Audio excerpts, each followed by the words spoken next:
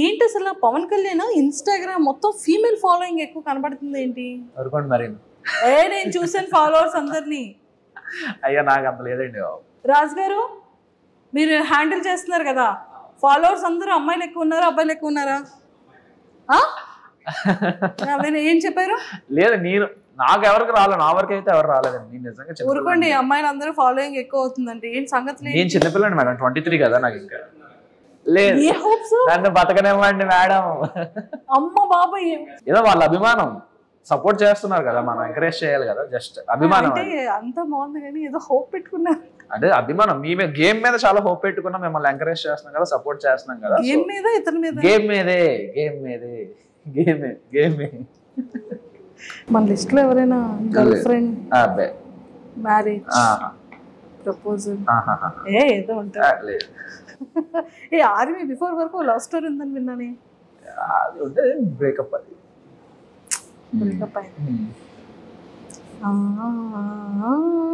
ఎలా? అది మొత్తం చాలా పెద్ద స్టోరీ అండి బాబు. అది పెద్ద స్టోరీ అయిందండి బాబోయ్. ఎందుకండి? అంటే స్టోరీ అంటే ఏముండదు.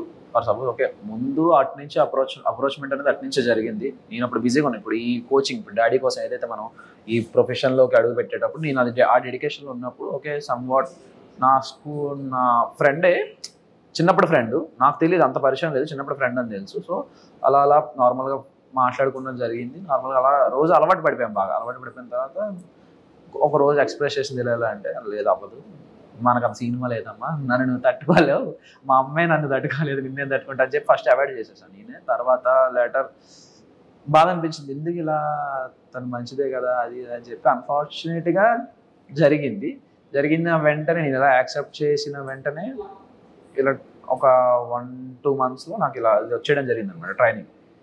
సో నేను ట్రైనింగ్కి వెళ్ళిపోవాల్సి వచ్చింది. వెళ్ళిపోయిన తర్వాత కూడా బాగానే ఉంది. తర్వాత మధ్యలో ఏమైందో తెలియదు, మెసేజెస్ లేవు, కాల్స్ లేవు. సో అది కూడా ఒక నా తప్పలేండి. అంటే తప్పు అంటే నా బ్లండర్ ఏమైందంటే, నేను ఒకరోజు లీవ్కి వస్తున్నా, ట్రైనింగ్ మధ్యలో ఒకరోజు లీవ్కి వస్తుంటే, సో కలవమన్నారు, ఇలా కలవండి మా ఇంట్లో వాళ్ళని, ఇలా మా మావయ్యని కలువు అని అంటే, నేను ఓకే దాన్ని ఏమైనా కలుద్దాం ఓకే అని చెప్పి కలుద్దామని చెప్తే, ఆవిడ ఆ రోజు నేను ఫ్లైట్ నైట్ దిగితే, ఆ రోజు నైట్ టైం అయింది కదా, వద్దు బాబు అన్నారు. తర్వాత మరుసటి రోజు నాకు ప్రాక్టికల్ ఎగ్జామ్స్ ఉన్నాయి. ఆ ప్రాక్టికల్ ఎగ్జామ్స్ చూసుకొని అది కూడా 6-7 అయిపోయింది. ఇప్పుడు అక్కడ నుంచి 50 kilometers డ్రైవ్, నైట్ 9 అయిపోతుందమ్మా, రేపు మార్నింగ్ రా అంటే, ఓకే సార్, నాకు నైట్ రేపు ఆఫ్టర్నూన్ నాకు 3కి ఫ్లైట్, నేను మార్నింగ్ వచ్చి మిమ్మల్ని కలుస్తానని చెప్పి మార్నింగ్ రెడీ అవుదాం అనుకుంటే, సో అక్కడ వెదర్ నాకు ట్రబుల్ ఇచ్చింది అనమాట. అక్కడ కలకత్తాకి వెళ్ళాల్సిన ఫ్లైట్ వేరే సమ్ సోర్సెస్ వల్ల ఫ్లైట్ ప్రీపోన్ లా అయింది. సమ్ టైమింగ్ సరిగ్గా నాకు కనెక్ట్ అవ్వాలి, సెట్ అవ్వకపోవడం వల్ల నేను ఇంకా ఫాస్ట్ ఇంకా ఇది సెట్ అవ్వదు, నేను కాల్ చేసి మాట్లాడదాం అని చెప్పి చేస్తుంటే కాల్ రీచ్ అవ్వలేదు వాళ్ళకి. తర్వాత వెళ్ళిపోయిన తర్వాత ఇలా కాల్ చేసి ఇలా చెప్తుంటే వాళ్ళు అన్నారనమాట. తన తర్వాత కూడా ఓకే పర్లేదు, నెక్స్ట్ టైం వచ్చినప్పుడు కలుద్దాం అది అంది. తర్వాత అప్పటి నుండి ఇంకా మరి రెస్పాన్స్ లేదు, నా మెసేజ్కి అట్లా ఏం రిప్లై లేదు, ఏమి లేదు. సరే మేబీ ఏమో ఇంట్లో ఉంది, ఇక్కడ కళ్ళంటే వాటర్ వచ్చాయి ఇప్పుడు ఎందుకు అవన్నీ. అంటే నేను ఎలా ముందు చాలా అరగంట ఉండేవాడు మనిషిని అసలు. ఓకే బేసిక్గా నాతో మంచిగా మాట్లాడితే ఓకే, మాట్లాడకపోయినా నేనేం వేరే వాళ్ళ గురించి బేసిక్గా ఆలోచించాను. ఎందుకంటే నా గురించి నేను ఆలోచించడానికి నాకు టైం సరిపోదు, అంత ఆలోచించుకుంటా నా గురించి. సో వేరే వాళ్ళ గురించి ఆలోచించే పర్సన్ కాదు బేసికల్గా.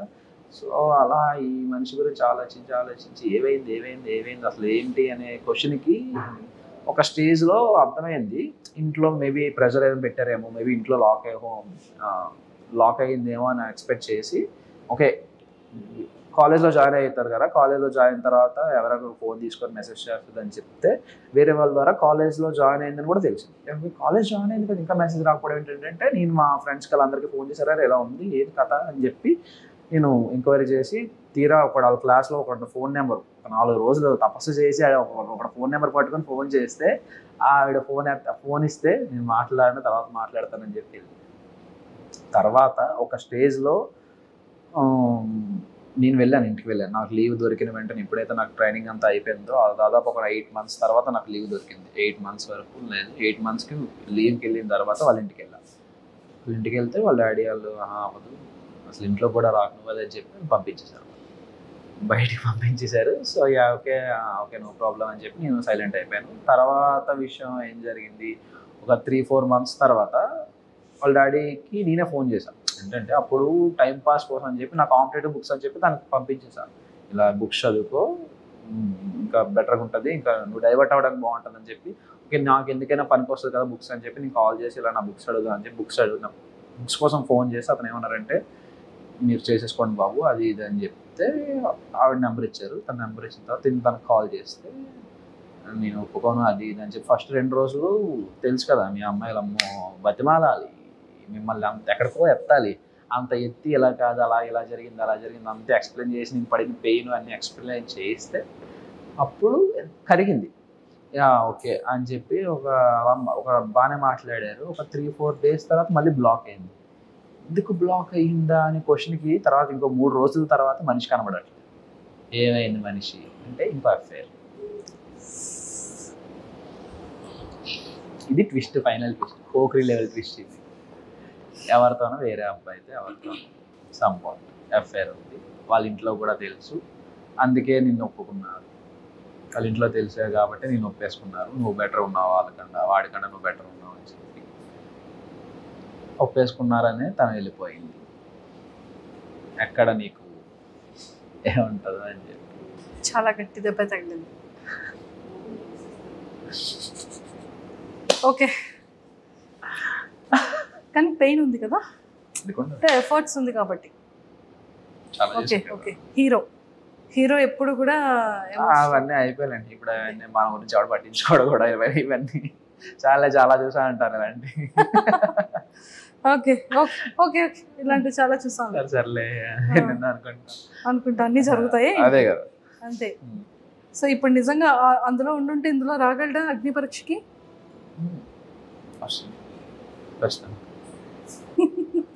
Super. Whatever past is past, కానీ ప్రెసెంట్ ఎంత బాగుంది.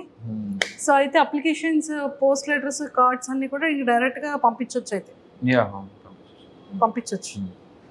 ఎవరికి పంపిస్తారు చూసారా, ఇది కదా ఆన్సర్ వచ్చింది.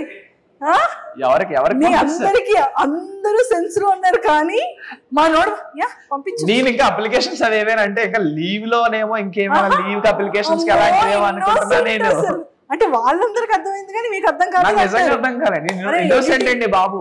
లేదు నన్ను గుర్తు చేసుకోండి, అవి నేను ట్రైనింగ్ లో విషయాలు కాదు, ఇక్కడ నార్మల్ నా లీవ్ అప్లికేషన్ గురించి మాట్లాడుతున్నా. అసలు ఇందులోకి ఎలా వస్తాం మేము? రామ అందరికీ అర్థమైంది అక్కడ. నేను చిన్నపిల్లండి అండి, ఇన్నోసెంట్ కదా, ఒక పట్టాను అర్థం కాదు. ఏం చెప్తాను, చాక్లెట్ ఏమైనా తెచ్చిమ్మంటావా? బిస్కెట్స్ మానేసానండి. సూపర్. సో ఫైనల్ గా అప్లికేషన్స్ అన్నిటికీ కూడా రాజు అప్లికేషన్స్ అన్ని కూడా లైన్ లో పెట్టమ్మా. డన్.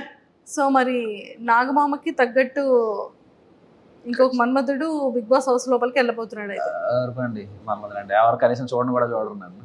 సో మొత్తానికి అయితే లోపల హౌస్ లో స్క్రీన్ ప్రెజెన్స్ ముందు మనం ఎవరం కనబడం. నాగమామ ముందు నాగమామ ఇస్ ఆల్వేస్ రాకింగ్ ఖచ్చితంగా కదా. సో జడ్జెస్ గురించి అండ్ బ్యూటిఫుల్ యాంకర్ శ్రీముఖి గారి గురించి ఏం చెప్తారు? చాలా సపోర్టివ్.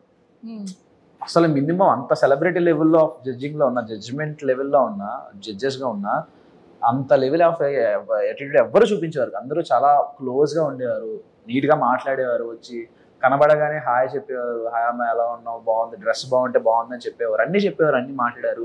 శ్రీముఖి గారు అయితే పక్కకు వచ్చి కూర్చొని అన్నీ మాట్లాడారు, అన్నీ చెప్పారు. అదే ఎలా కాదు, ఇంకా బెటర్గా ఉండండి, ఇంకా బాగుంటుంది, మీ ఫ్యూచర్ బాగుంటుంది, మీకు అందరికీ ఛాన్సెస్ వస్తాయి అని చెప్పి శ్రీముఖి గారు కూడా మంచి మాకు అందరికీ బూస్టప్ ఇచ్చేవారు. ఏమాత్రం ఎవరు ఏదైనా టాస్క్ ఏదైనా ఫెయిల్ అయ్యి డల్ అయినా వెంటనే సపోర్ట్ చేసి ఎలా కాదు ఇంకా బెటర్ చేస్తావు అని చెప్పి సపోర్ట్ ఇచ్చి. అభిజిత్ గారు చాలా మంచివారు.